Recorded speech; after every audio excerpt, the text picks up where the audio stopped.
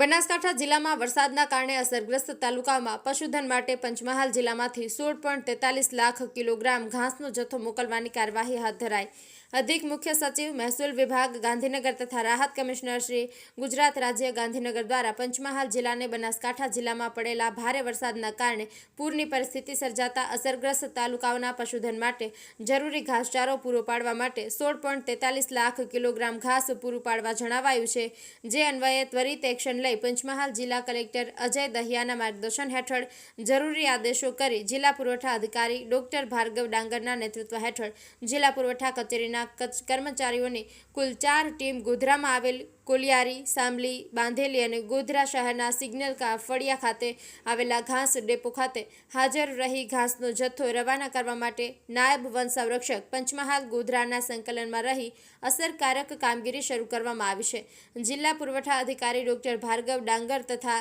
તેમની ટીમ દ્વારા તાત્કાલિક ટ્રાન્સપોર્ટ તથા લેબરની વ્યવસ્થા કરી યુદ્ધના ધોરણે તારીખ 18/9/2025ના રોજ કોલિયારી ખાતેના ઘાસ ડેપોમાંથી 64,240 કિલોગ્રામ ઘાસનો જથ્થો રવાના કરવામાં આવ્યો હતો તથા આજે પણ તારીખ 19/9/2025ના રોજ 1 લાખ કિલોગ્રામ ઘાસનો જથ્થો રવાના કરવાની કામગીરી કરાઈ હતી।